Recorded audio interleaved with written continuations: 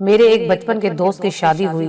شادی کے کچھ دن تک تو بھابھی نے کچن میں قدم ہی نہ رکھا، کیونکہ کھانا بنانا آتا ہی نہیں تھا۔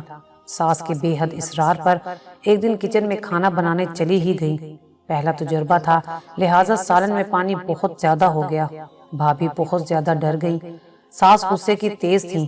بھابھی نے ساس سسر کے سامنے کھانا رکھا تو ساسو ماں کی قوالیاں شروع ہو گئیں۔ ساس نے ٹھیک ٹھاک سنائی، جبکہ بھابھی کونے میں کھڑی خاموشی سے سنتی رہی اور آنسو بہاتی رہی۔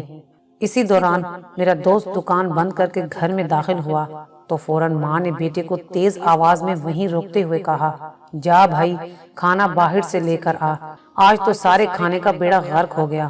جب شوہر کے سامنے ساس نے یہ جملہ کہا تو کونے میں کھڑی بیوی کی ایک اور ہچکی نکلی۔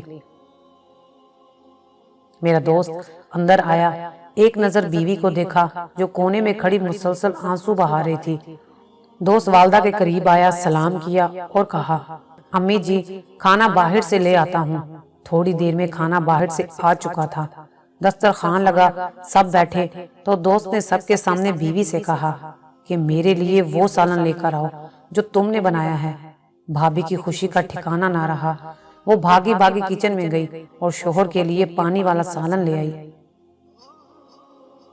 سب گھر والوں نے ہوٹل کا کھانا کھایا، جبکہ وہ دوست سب گھر والوں کے سامنے اپنی بیوی کا پانی والا سالن کھانے لگا اور مسلسل تعریف کرنے لگا کہ امی، آپ کی بہو نے جو سالن بنایا مجھے بہت پسند آیا۔ اس کے بڑے فائدے ہیں کہ روٹی چور کر کھا سکتے ہیں، اس سالن کو سوپ کے انداز میں پی سکتے ہیں، اور میڈیکل تو اس کے بڑے فائدے بتاتی ہے، وغیرہ وغیرہ۔ اور دیکھتے ہی دیکھتے دوست بھابھی کے بنائے ہوئے سالن سے 3 روٹیاں کھا چکا تھا۔ بھابھی بے حد خوش ہوئی۔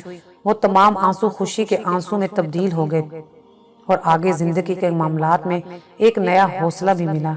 یہاں میں یہ کہنا چاہتا ہوں، ماؤں کو چاہیے کالج یونیورسٹیوں کے علاوہ بیٹی کو تھوڑا گھرداری بھی سکھائیں کہ 2 وقت کا کھانا بنا سکے، خود کے پہننے کے لیے سوٹ بنا سکیں، اور دوسرے معاملات بیٹی کو لازمی سکھائے جائیں، کیونکہ ہر سسرال کا ماحول ایک جیسا نہیں ہوتا۔ بہت کم سسرال ہوتے ہیں جہاں بہو کو بیٹیوں والی عزت دی جاتی ہے۔